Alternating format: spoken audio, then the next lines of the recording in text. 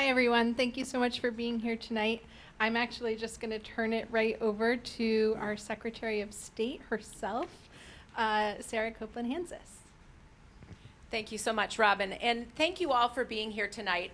It's a chilly night to come out, but we really do appreciate you being here, not only to celebrate the unveiling of this first Vermont Civic Health Index, but also because we want to hear what you think. We want to hear what you think about what's contained in the report.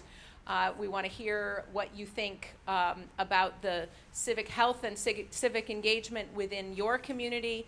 And as you'll notice on the little feedback forms that were on your chair, we want you to give us ideas and indeed direction for what you think our office should do in the future. So a few little details first. You have already met Robin Palmer. She is our Director of Civic and Voter Engagement at the Secretary of State's office. I created this position when I came into the Secretary of State's office in 2023 because I have always felt that civics and civic health is important, and in order for people to be able to engage with their government or tell their government what they think it should be doing on their behalf, or run for office or vote for somebody who's running for office, they need to have an understanding of how it all works and how it all fits together. And so the work that we've been doing over the last 2 years has been really focused on engaging with Vermonters, helping Vermonters understand how to access their government and how to be civically engaged to the extent that they want to be. And this first Civic Health Index for the state of Vermont is a really important milestone for us. We don't consider this to be the end of the project. This is actually the beginning of the project. What you see contained in the report, and we'll run through some of the details of it in a few minutes, what you see contained in the report is really just a compilation of a lot of different data points. I think the real truth of the report is in the feedback that we will get from Brattleboro and other communities, where we will go to present the report and to solicit engagement and feedback from local folks. So Robin Palmer is here with me. Also here with me is my Deputy Secretary, Lauren Hibbert, and our Chief of Staff, who is dutifully grabbing pictures of this for promotion on social media for future events. This is Brian Mills. And we are really excited to be here to have this first community engagement with you folks here in Brattleboro. I wanted to give you a little idea of sort of the run of show before we dive into to some of the contents of the report. We will spend about 15-20 minutes talking about some of the highlights of the report. There are also copies and an executive summary over here on the table, so please feel free to get up and grab one if you don't have one already. Then we're going to have a panel discussion. These panel discussions that we have across the state will be a combination of folks who have been a part of helping to create the Civic Health Index, alongside folks from the local community who can engage in a conversation about how we see the truth in this from the report reflected in our community, and where we see differences and gaps. And so we really want to invite folks to also think critically, and also give places where you see that we didn't quite get it right. One of the important places we have focused our energy in this Civic Health Index that's a little bit unique compared to what other states do is that we have a pretty hefty youth focus, and so I'm really happy to see that we've got some youth here, and I want to make sure that you all are very welcome. We want your voice, we want your ideas. Feel free to write them down if you don't feel comfortable speaking, but please do contribute with your voice, especially when we get to the part of the evening where we'll do some small group discussions. So each of you, when you registered for tonight, chose a domain that you or two that you thought was most interesting. So we will divide up after the panel discussion. We will divide up into smaller groups to have some deeper discussion in particular focused areas. Then we'll come back together for a recap, and we'll ask each of the groups to report out some of the highlights of what they learned from each other and what they talked about in their group. And again, thank you so much for being here, and it's really exciting to finally be at this moment. Robin has been working hard on this report for a long, long time, and so this is a very exciting night for us to be here finally bringing this out to Vermonters. Thank you. All right, so why did we do this? When I came into office and wanted to focus on civics and civic engagement, at first blush I thought, well, we just need to do more civics education in schools, right? That's an easy answer. But what that forgets is that we have a lot of people in Vermont who have graduated from school already, and may have varying degrees of comfort and understanding with how to be engaged in their communities. And so doing this Civic Health Index was a really important way for us to get a baseline for where we are as a state, and also as an engagement with Vermonters to see where you all would like us to go. Oh, sorry, I just pulled that right away from you. So, we have been really focused on community resilience, starting with COVID. That was the real test, I think, of community resilience in a lot of towns in Vermont. But as we've seen through our, sadly now, annual flooding events, civic engagement is really important when it comes to those kinds of crises where we need to be able to rely on each other. And so it seems important to me now more than ever in a changing climate that we have the ability to exercise some of these skills of involvement and engagement as a state. Thank you, Sarah. So when I first thought about doing this big project, I certainly underestimated how big it would be, but I did not underestimate how important it would be. And I think, the first thing that we wanted to do was learn more so that we could create a position for me that really made sense and was responsive to community need.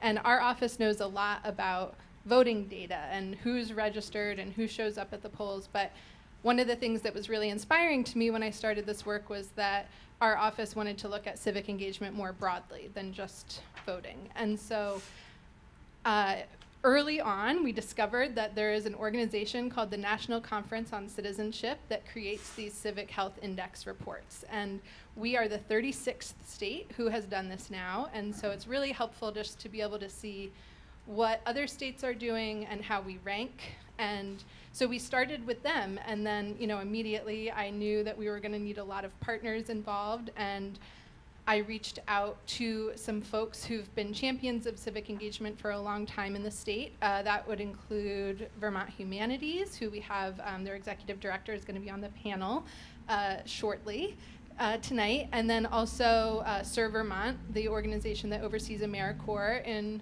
the state. And so those were some of our initial early partners. And then we ended up connecting with the Center for Rural Studies at the University of Vermont for their research expertise. And they were able to bring in a lot of data from work they've already done on the well-being survey, the annual Vermonter well-being survey, and the annual Vermonter poll. So they have also been really great partners throughout this. And Michael Mosier is the lead author of the report from the Center for Rural Studies, and he's actually not able to be here tonight because he's not feeling well, but I just can't overstate how much of an impact he had on helping us with the report. So just want to thank everyone who's been so supportive throughout all of this. And what we did when we first came together was we wanted to gather a lot of broad community partners from all across the state, anyone who's even tangentially interested in civic engagement, and get their feedback before we really got started. So So when Robin pulled this initial group together, and as she described it, anyone who has an interest in civic engagement, even tangentially, she asked the question, what is civic health? What does that mean to you? And so what you see here is a set of quotes from different folks who were a part of steering this project and contributing to the project. And I think this is a really beautiful set of definitions of civic health and civic engagement. And it really does, I think, help to frame up what we're going to talk about and what we're doing as we do this engagement. Understanding how systems of power work and what are the levers of change, right? If you don't understand that, how can you, in a democracy, tell your government what you'd like them to do? When people in a community feel that the systems work for them and that they are reflected in those systems, it is much easier to feel engaged and connected to your community. And then, of course, the National Conference on Citizenship, the way communities are organized to define and address public problems. And, thinking back to COVID and our flood responses, how do we organize ourselves to address problems? And so having these early conversations with folks really helped ground our work, and it helped us broaden the definition of civic health. Over on the table, on your way out, there's a one-pager that says Civic Health at a Glance, and it gives different data points, and then it shows our rank, and it shows how we compare to other states, and it says what state is number 1 in the country.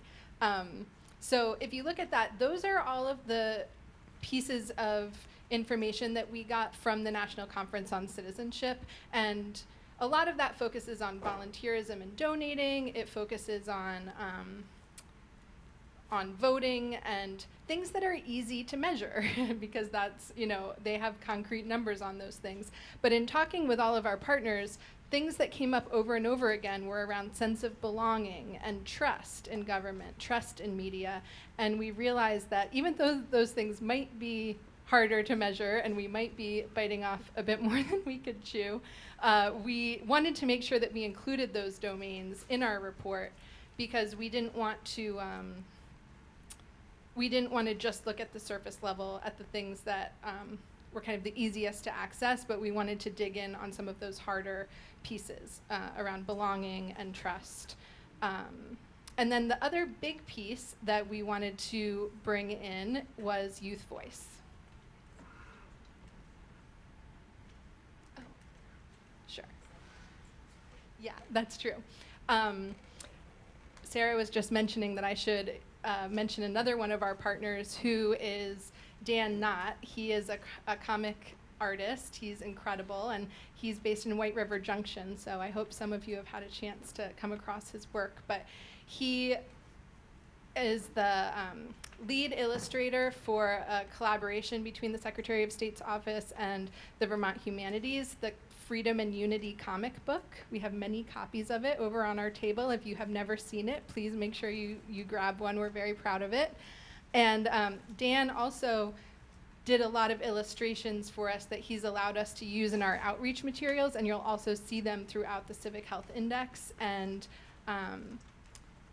I'm sure you'll hear more about this from Christopher later, but I think it highlights an important thing, which is one of the 6 domains that we also picked is cultural access and engagement, which is sometimes overlooked, but we really, in our work in our office, Dan's creativity has really been at the base of what we've been doing, and it really highlights the importance of that piece.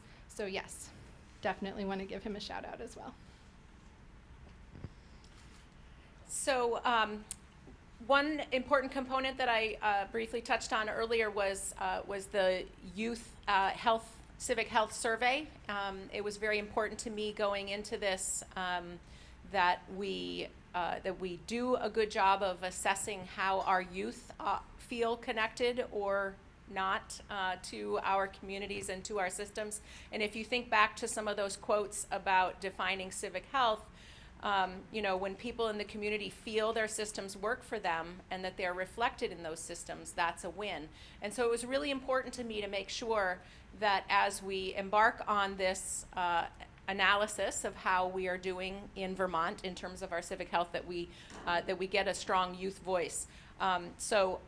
We had over 2,400 students in 7 to 12 complete the youth civic health survey. And then Up for Learning brought a focus group together in Montpelier to take the data from that really good sampling of students from across the state and really ground truth that for us so that we could include a lot of the youth perspective in the report that you see.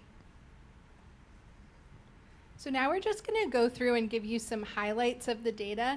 We don't want to spend too much time here because I think you all can read the report whenever you'd like, and we'd like to spend more time hearing from panelists and hearing from all of you, but we're just going to give some quick highlights from each of the 6 domains. So for volunteerism,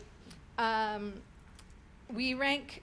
This was, not surprising to us that we rank much higher in informal helping than we do in formal volunteerism. And I think just given the last few years and all of the times people have helped their neighbors and maybe not considered it volunteering, that's not, a big surprise to us. That rang true for what we saw during the floods. And then Vermont also ranks 2nd in the country for donations to political organizations. This came up a lot, that our numbers, like ranking 2nd, if you look, it's still 15.1% compared to a national average of 9.4%. So we also don't want to over celebrate some of our high rankings. So we want to be clear about that. But it is a place where we ranked quite high. And then looking at volunteerism across demographics, this is also probably not really surprising to anyone, but youth are volunteering at a very high rate, and then after that, it picks up as people age. It increases as people's educational attainment increases, and it also increases as people's income increases. And so that's just a good thing to keep in mind in terms of trying to broaden volunteer experiences for folks. So again, to the theme that Robin spoke about, we may rank very high in terms of a comparison with other states, but we do want to dig deeper into those numbers and really understand whether that's something to celebrate or actually a directive that we should be a little more focused on improvement. And this is a good spot to really highlight that, because we may rank 2nd in the country for attending public meetings, which isn't surprising for a state where many communities still hold their local government annual meetings in an in-person town meeting format. But it's still only 17% of Vermonters compared to 8% nationally. We are 2nd in the country for contacting public officials, but that's still only 18.5%. So, it's perhaps not quite the victory lap that we would like to have in terms of political engagement. The wonderful thing about living in Vermont is that most of our elected officials are very accessible, very attainable. I'm sure that any of you know where to look up your elected officials and how to sit down and have a cup of coffee with them if you have a question that you'd like to discuss with them. But still, we're looking at a fairly small percentage of Vermonters who do that. One other indicator of political engagement, obviously, is your voting rates. And you'll see the blue line across is our presidential election turnout. And the green line is the midterm elections. And so, when in our midterms we have, hovering around half of Vermonters participating in those elections, I think we've got a lot of room for improvement there.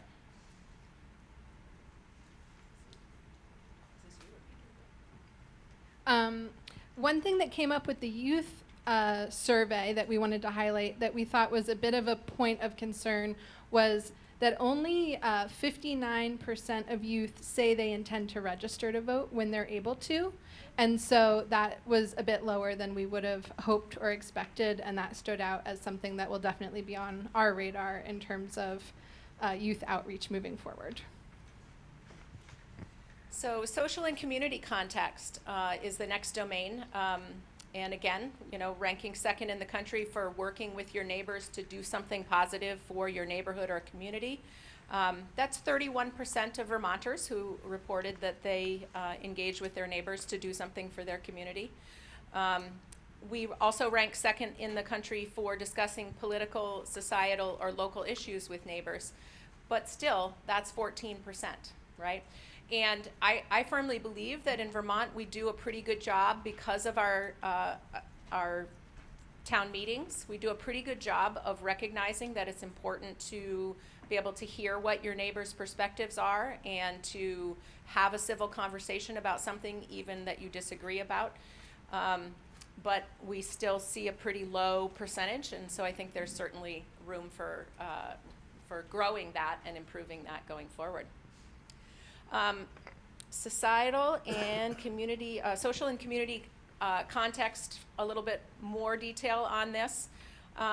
Between 2013 and 2020, the percentage of Vermonters who report never feeling uncomfortable or out of place in their community because of ethnicity, race, skin color, language, accent, gender, sexual orientation, or religion increased from 62% to 78%, which seems like a great improvement, except when you turn that around and say we still have 22% of Vermonters who report feeling uncomfortable in situations in the community because of those factors.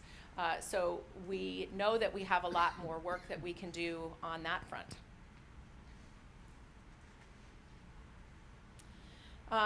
In the past 12 months, this is another excerpt from the Vermont Youth Survey, which is, I think, a cause for hope. In the last 12 months, how often did you talk to or spend time with people from a different racial, ethnic, or cultural background than yours?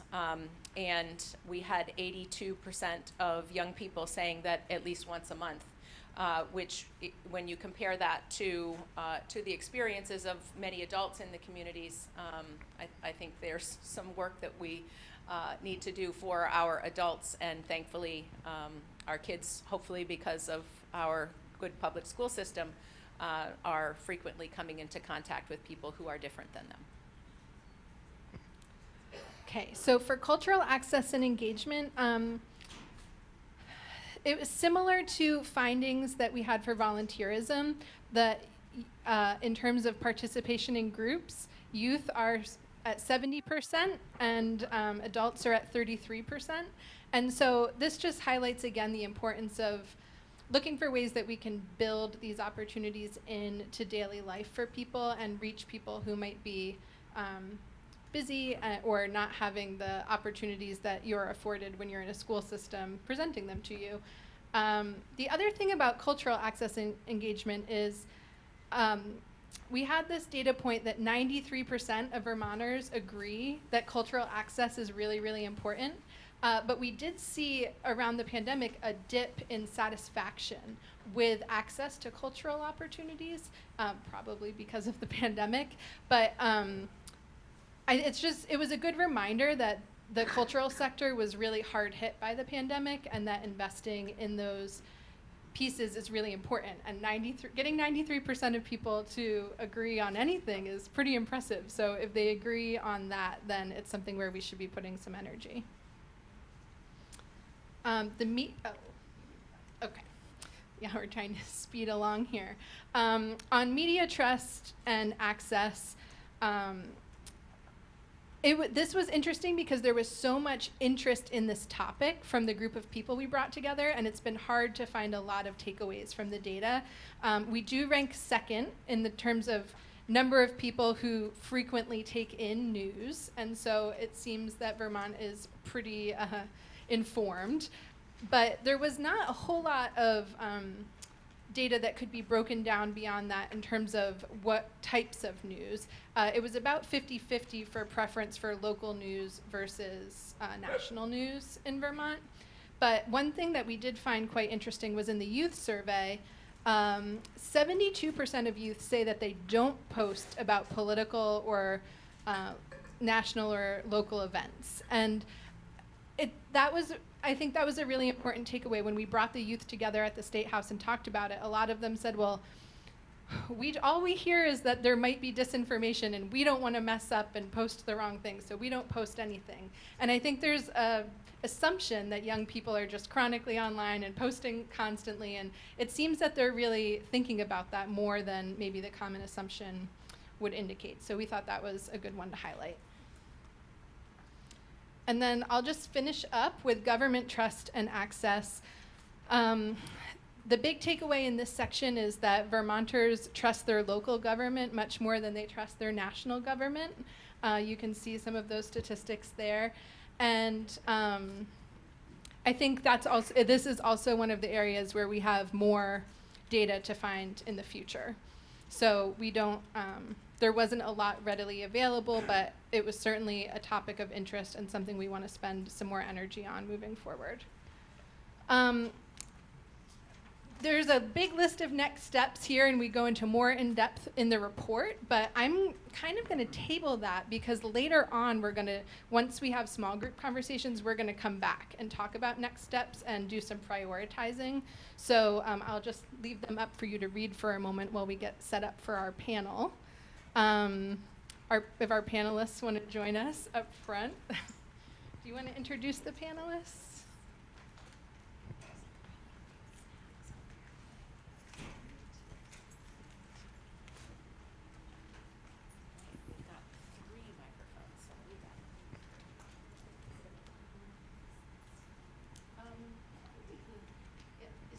Blinding you if the slide stays up? Okay, great. So it's fine. Wonderful. Yes, this microphone is on. Ooh, it sounds different over here. Because there's a speaker right behind me. That's why. So the panelists that we have here tonight, some of them should be familiar to you. Your own Brattleboro Town Clerk, Hillary Francis, Select Board member Liz McLaughlin, and Christopher Kaufman-Ilstrup of the Vermont Humanities Council. And we are going to take a few minutes now to do a little reflection and unpacking of the report and these folks' reactions to the report. And first, what I'd like you to do is just tell us a little bit about yourself, what you do, and how the Civic Health Index or engagement is relevant to the work that you do. So go ahead, Hillary. Is this one on? Yes. Okay. Hi, everyone. I am Hillary Francis. I am the town clerk here in Brattleboro. I've been town clerk here for 8 years. And I think that in reading the report, much of it, if not all, is relevant to the work that we do in our office. We work with the community every day. That's sort of the main purpose of our job, is to serve the community. We staff a number of boards, including the Board for Civil Authority and Board for the Abatement of Taxes. We run elections at the local, state, and federal level, and we're in charge of all of the logistics for our local representative town meeting. So when it comes to voting, when it comes to public trust, volunteering on elections, right, throwing their name in the hat to be a justice of the peace or on one of the boards, trusting media and us making sure that the information that we're putting out there is clear, that it's coming from the town as it relates to elections or things that we're doing. I mean, just top to bottom, civic engagement and trust and involvement is super important in our day-to-day. So, I have been on the select board for 6 years. Hello? There you go. I've been on the select board for 6 years, and I've seen, varying levels of interest. I will say that at our last special town meeting, a rousing standing ovation was given to Hillary Francis for her work in bringing the meeting together, and that was nice to see. And interest in our work ebbs and flows. Now is a really high interest, and we're leading up to our elections for select board members and RTM members, and I think we're really at a peak in civic engagement, and I'm really pleased about that and looking forward to hearing everyone's input.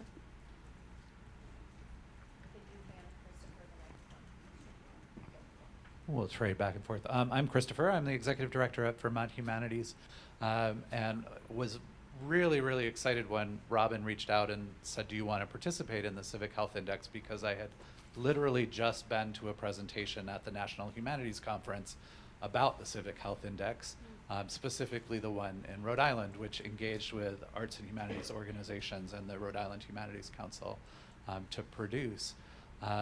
So it's been a delight to keep working with the Secretary of State's office on this, as well as on the Freedom and Unity Project with Dan Knott and the comic book, which, you know, comics have really long been in the forefront of the tools that that we use to get people civically engaged, going back really generations, but certainly to the civil rights movement and the comic book about Martin Luther King and the Montgomery bus boycott that inspired John Lewis's March comics.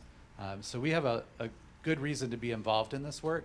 And, you know, even going back to our founding legislation in 1965, where they wrote, "Democracy demands wisdom," and the humanities have something to contribute to that. So, in particular for local leaders, but Christopher, if you have thoughts on this as well, would welcome your thoughts. Is there a segment of your community that you think would like to be more civically connected?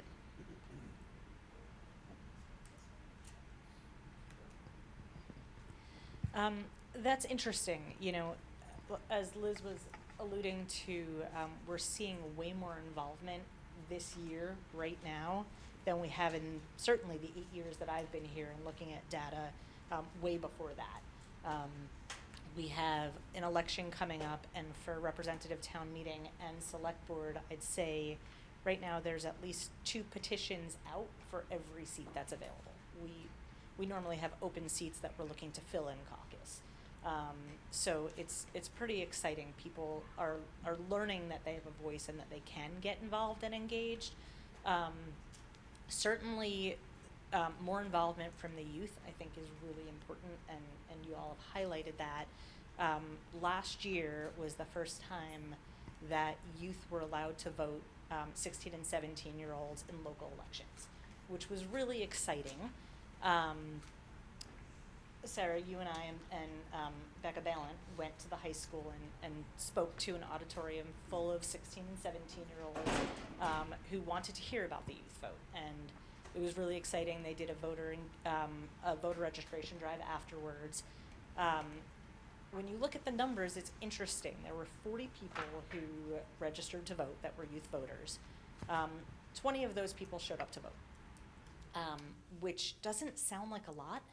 But when you think about the percentage, 50% of the people who registered to vote turned out and voted, which is way more than their parents. Yes.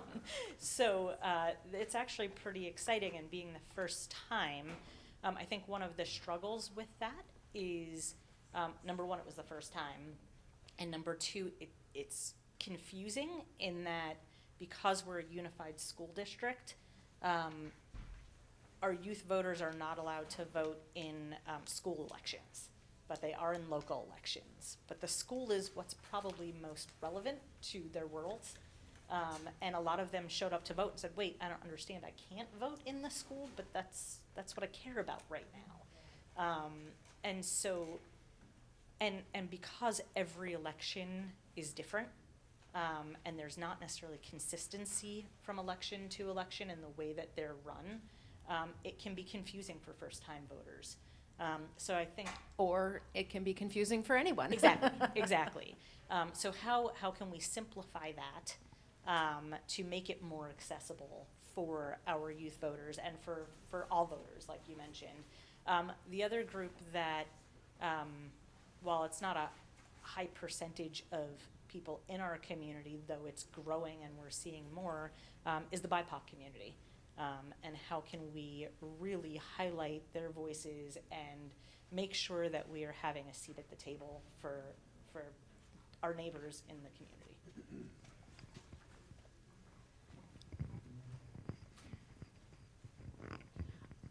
I found the report interesting because, you know, when Sarah said we're second in the nation and we only have like 15%, but the rest of the country was like 9% involvement. That just shows that we're okay, but we all have so much more work to do across the board. And I think it's interesting because I believe that we're all really still carving our way out from COVID. And I think it's great that the library has so many more events and an event coordinator so that people can become, can create a habit of coming out and coming to the library and seeing all the wide variety of things that are happening. And really, it's all about community building. So this is one aspect of community building. Our elections are another. Come to a select board meeting. We'd love to see you. You know, really across the board, all the various topics that were discussed in that report, we can all build on to have a stronger community. Yes, shout out to Star and all the staff here at Brooks and all 182 public libraries around the state of Vermont who are really deeply invested in getting people to turn out to make a difference in their community. I think that's really important. One of the things that really stood out for me in the report as it went through its various drafts is the increasing recognition of how the language that we use really affects how people can or cannot access or get involved in their community, and that frequently the language that we use is a barrier in and of itself. Sometimes in really obvious ways, right? Like almost everything is in English when there are many Vermonters who don't speak English as their first language, up to simple things like the term civic engagement, which is meaningless in many communities, or is just simply not language that is frequently used or understood, when a different kind of language might be a better choice. So I really appreciated that in the report. There's this one great call-out box, even just about the term Vermonter, and what kind of baggage that often comes with in terms of making people feel welcome. So Christopher, while you have the microphone, this is a question directed at folks who were involved in the development of the Civic Health Index. What's something from the Civic Health Index that surprised you? I think the fact that the numbers were so low was surprising to me. Mm-hmm. Right, that sure, we're second all the time, but that the fact that really only means that about 15 to 20% of any given community is participating is a really big challenge for us. And I think it really challenged my own assumptions as a person who works in this field, who is relatively well off and well educated, right? Like most people I know do this stuff. But that is clearly not true for the majority of Vermonters. And that was eye-opening and disappointed me, yeah. That I had a higher impression than what was reality. Right. I'll just jump in with a perspective that struck me when I was looking at the report. I come from a very small town in Vermont, rural eastern Orange County. And I don't know how many of you have caught the series on Vermont Public. I think it's part of the Rumble Strip series. But it's a conversation about what is class. Does anybody listen to that? That's something that really struck me as I was looking at some of these numbers and reflecting on why is it that we look so good compared to parts of the country, but yet our numbers are still so low. And to your point about language, I think some of the language that we use may be unattainable based on someone's class and based on the kind of home that they grew up in and and how they perceive themselves.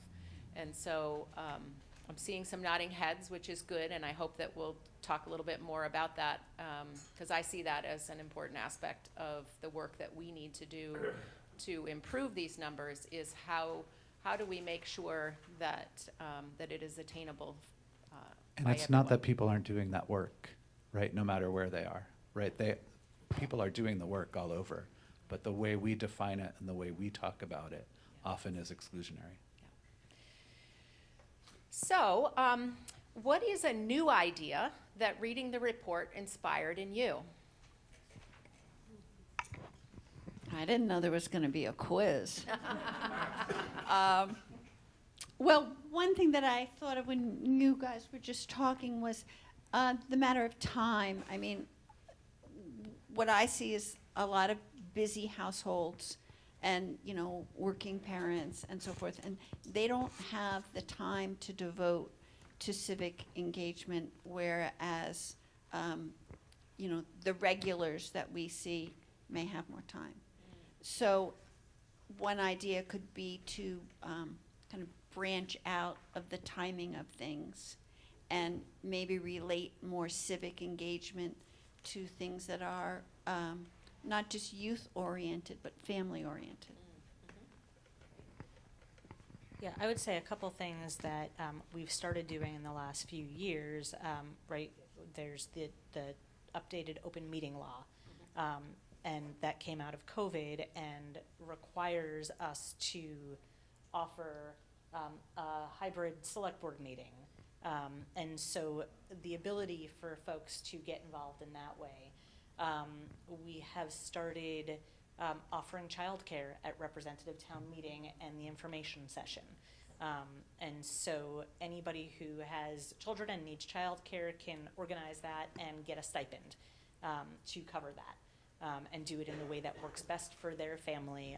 And it's not even childcare, it's dependent care.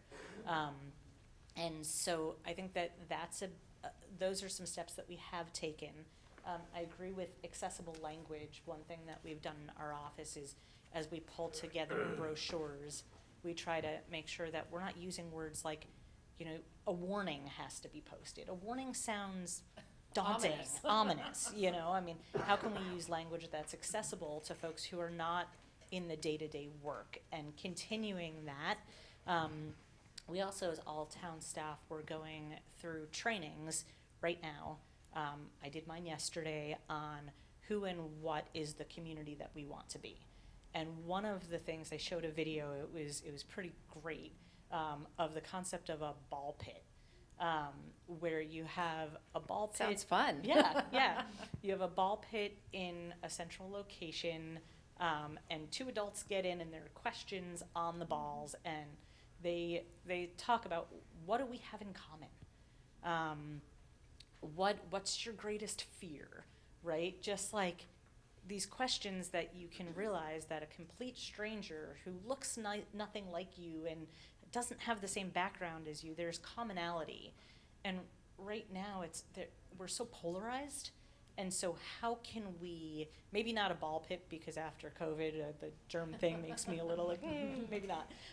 But how can we create spaces for people to come together? How can we develop more of a nightlife in our town, which used to be here, for people to go out and interact with their neighbors in a way that brings them together, has those conversations, and builds trust amongst people that don't know each other, and get rid of this us versus them mentality.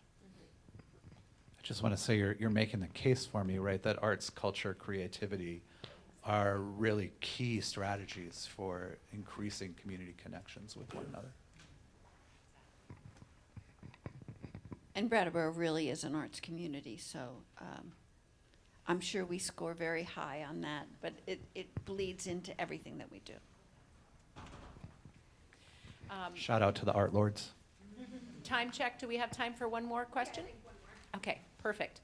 I think what I'm going to do then is choose a very open-ended question, and for your final question, how can Vermont empower youth to be more civically engaged? And you can take any aspect of that question that you would like to. I realize that I'm asking folks from Brattleboro who are, sort of leaders in the state in terms of centering youth engagement, having extended the franchise to 16 and 17-year-olds for local elections. However, there's many other aspects of civic engagement. So how do you think we can, Vermont can engage youth across the state? Well, I think the environment is, and climate change is a very large priority among our youth, and that leads directly to our civic life. And making that connection, I'm sure will inspire a lot of youth activity. I would say, number one, I was thrilled to work with Robin and a number of our educators on how we can work together to develop protocol to have youth understand and be more involved in local government. I think getting into the classroom more, having classrooms do more field trips down to our offices to see what goes on and what they can be involved in and how to talk to their decision makers, I think is really important. Again, I think simplifying our elections is a big thing, making them more consistent. And I'm thrilled to see the Youth Leadership Council here. I was really excited that your office reached out to them, and there are a couple folks represented here, and I think that that's a really big start. How do we invite them into the room? How do we hear their voices? I would just maybe close it out by saying, make it really count. And when you make it really count, that necessarily means stepping back, right? Giving up some power to young people and to people who traditionally have not had a voice, and being willing to make it really count, to make it really matter that youth are participating. That's great. Thank you all so much for being on the panel and for sharing your reflections. We are going to transition now to some of our small group conversations, and I think Robin will give us an orientation to where to go and how to do that. And We had a very small group, and it was about volunteerism. And one of the ideas that came from our group was very interesting because it had to do with the school system and Act 46 and the fact that we now have a regional school. And one person was mentioning that a lot of community was lost when the school boards were consolidated, and there needs to be an effort, we think, like it needs to hop from being a responsibility of the school to being a responsibility of the municipality to make up for that loss of community with civic meetings, civic engagement, and so forth. So I think that that was a very good idea that was brought up in our community that needs to be followed up on in terms of building community where the school system has changed.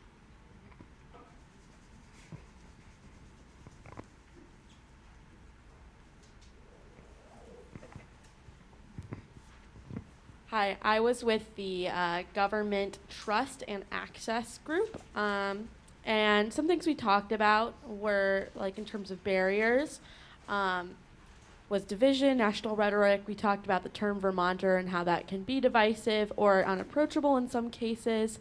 We talked about people feeling as though the government is listening to them, and then if they are listening to them, what are they doing with that information? How is it being used effectively? Who is listening? And we also talked about treating marginalized communities with respect and dignity and ensuring that they feel as though they have not only a voice in the community and in the governmental processes, but also the respect of the people involved in that process and people engaging in that process alongside them. We talked about some innovative ideas and new approaches. we sort of combined this with the complement question about existing resources, programs, and strategies. One thing that I thought was especially poignant was explaining why things are done, explaining, okay, so this is something that's going on, why is this happening, and then giving people the opportunity to also engage in public commentary and governmental processes. So, not making not making a decision and then not allowing for people to engage with that and interact with that. I'm saying a lot, and I was taught not to do that, but hopefully my age will excuse that slightly. But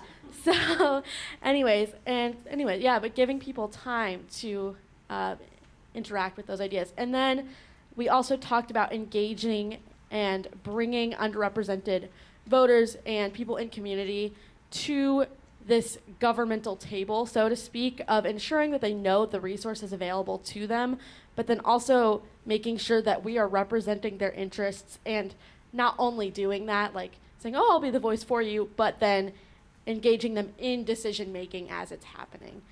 And I think that about sums it up. Okay. We were doing a social and community context in our group. So in regards to what would be great is if we had more diversity in our communities and more visibility of our diversity, such as our BIPOC community, and empowering, we'll get back to that, sorry, and that people are working together, that there's not as much polarization, that everybody, is focusing on kind of helping people to get their basic needs met, and everybody knowing who their neighbors are, like who actually lives near them. And as far as barriers, we have white supremacy culture, racism, classism, adultism. If people don't know what that means, it just means that younger people don't have, are disempowered as well. We talked about inaccessibility, that, we looked at how it makes sense that people who have more resources are going to be more engaged and more voluntary, doing volunteering, because they have the resources to be able to do that. Innovative ideas is to actually to lift up the people who are most impacted and let them be more visible in our communities, really honor their experiences and contributions to our communities, have them be part of planning ways for more social and community connection, letting them kind of plan and host and bring people in, and also bridging the economics with civic health and educating people about how they're intertwined, and also to start to hopefully reduce some of the community safety concerns when we are more connected. Some of that is just fear of the unknown of others. And then we got into resources and programs and strategies, and we talked a lot about people not really knowing if they can vote. So we have the 16 and 17-year-olds, but we also have people who have felonies, people who are houseless, that there's different populations who don't even think that they can vote. So how can the town educate people that they can actually vote? And obviously better education in our schools and our communities about where there is levers of power, where can decisions get made, the power of the being on the team, in the team meetings, representatives of the team, town meetings, sorry. And then also just making communication more accessible. So we talked a little bit about how that was already discussed and how we could even use AI to, like I was using an example of like taking our strategic plan of my organization and putting it through ChatGPT and saying, how can you make this accessible for everybody? So it's not like you even need somebody to do it, just we have the benefit of that. So making it less intimidating to be involved. So I think I summarized that pretty well, I hope. Thanks. It's hard this late at night.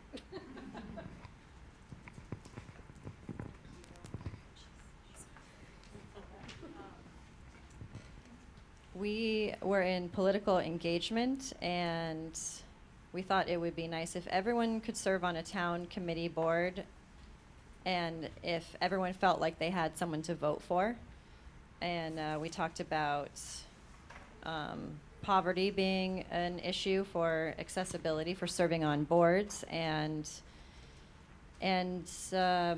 confusion about the election process, and we talked about basically just ways to diversify candidates and outreach and boot camps to encourage more people to run for offices, and definitely people who wouldn't otherwise run for office, getting people engaged that way. And maybe universal mail-in ballots, but really the whole election system has to be reimagined first, because it's just too confusing for even people who understand it. It always feels like it's your first time voting. I can go next. Pass it over this way. Hi, so we are Team Cultural Access and Engagement over here. It was a relatively small group, but a really nicely diverse group of people coming from different perspectives, including Wyndham World Affairs Council, from AmeriCorps, from the Rich Earth Institute, which is a regenerative agriculture organization, several people from libraries, and some academics, which was really great. Some of the barriers that people identified around cultural access, interestingly, was transportation was brought up, and winter as a challenge for getting people out of the house. And it's a joke, but it's also really real for a lot of people, that if there's not a good public transportation system, it's really hard to engage in your community. Also identified things like money, time, income, and assumptions about who cultural activities are for. Was really interesting, and an acknowledgement that not all cultural activities are necessarily aimed at every person. So you can't actually create perfect diversity in every cultural activity that you are presenting in the community, except maybe in libraries, right? Which really truly are for everyone and attract everyone. There was acknowledgement that folks who are unhoused have a difficult time accessing cultural activities, immigrants, people who don't speak English, people of different religions who might have different cultural traditions. And there were organizations referenced like Better Angels and Compassionate Brattleboro that can try and help with that as a resource, and we marked those down. There's some innovative ideas that were put out, include trying to index cultural activities, cultural information, how to make connections among and between resources, building more small community resource hubs. Libraries, of course, are generally large community resource hubs, but there also can be sort of neighborhood level or community level or population level community resource hubs, like the Root Social Justice Center here in Brattleboro was one example. And then finally there was some talk about media literacy, which maybe goes into another group as well, but really trying to help people understand all of the different ways that information is presented, and get people more comfortable with different kinds of ways. And the specific example used there was actually around helping older folks be more facile at connecting through the internet.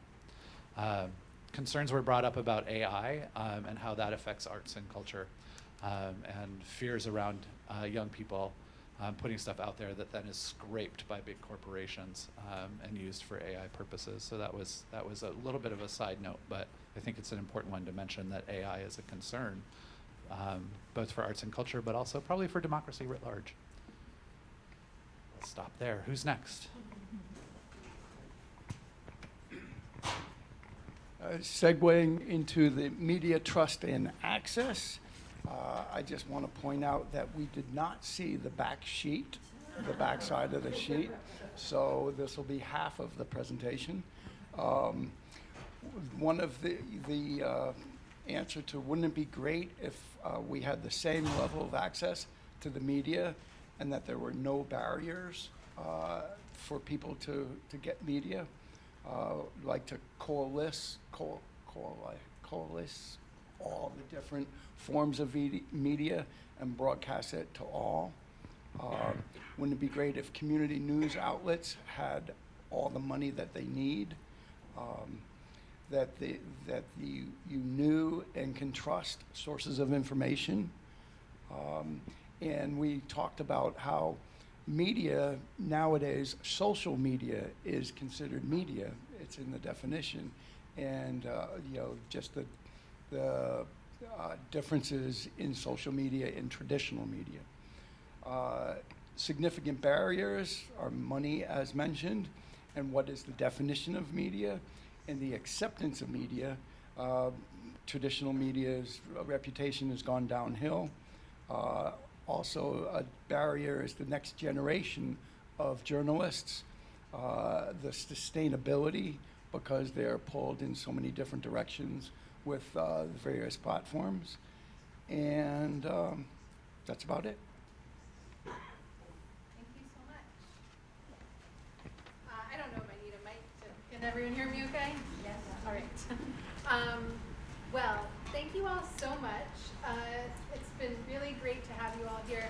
I know you wrote a lot of resources down on your paper. If on your way out there's any local resources you think might not be on our radar, we invite you to write them down on this sheet. One of the next steps that got a couple dots was this idea to build a civic resource map for the state where we can keep track of what's going on and make it easier for people to find these resources. So please consider writing anything up that isn't on one of the sheets. And with the next steps and the democracy, a lot of people said, well, what if we have an idea for a next step that isn't on this list? And we anticipated that, which is why we invited you to add things to our to-do list on the thin piece of paper I handed out. So if you have other ideas for next steps, please write them there. We'll be collecting those. I think that's it for logistics. Sarah, do you want to say anything? I just want to say a big hearty thank you. We didn't know what to expect. Well, Robin probably, because she's done so much thinking about how to organize this evening, probably had a better sense. I didn't know what to expect. But I'm just so pleased that so many of you turned out and wanted to really dive in and engage in some of these issues. And so please do fill out your evaluation forms and don't hesitate to use our website to give us further feedback if you think of something later or tomorrow or next week. Yeah. Madam Secretary, as the chief election official, can you announce the results of the dot? Oh, the dot. Well, this is preliminary results because it's just this one precinct here. And I have not done an actual deep count, but it looks to me like the big winner here tonight is more community conversations, which I think tracks with a lot of the things that I heard in the small group discussions and a lot of things that people were saying. Human beings like to connect with each other, right? And so if we can think about any resources that you have that offer human connection, any ideas that you have that you want to write down on your slip, we're going to compile all of these, and we really look forward to using this and the other conversations that we have in other communities to give us a roadmap for how we move forward and how we continue improving the civic health of Vermonters. So thank you so much, Star, for hosting us here in your beautiful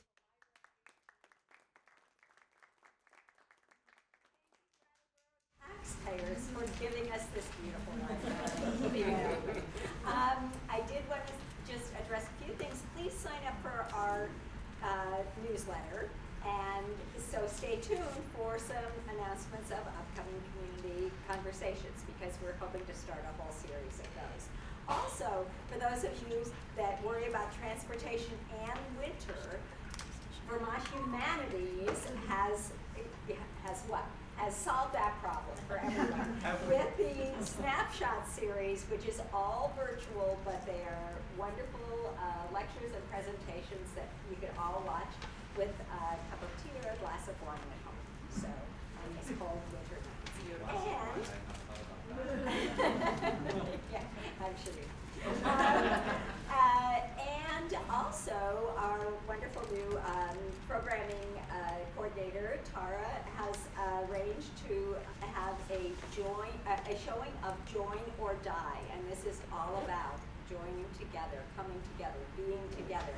It's based on Robert Putnam's seminal work, Bowling Alone, and it's a documentary made by Pete and Rebecca Putnam, and that will be shown here with discussions thanks to Vermont Public on March 19th. So we'll see y'all then. And thank you so much for letting us be the first ones. Thank 'cause you. We You guys really were like great. Please grab another handful of pretzels or carrots on your way out. And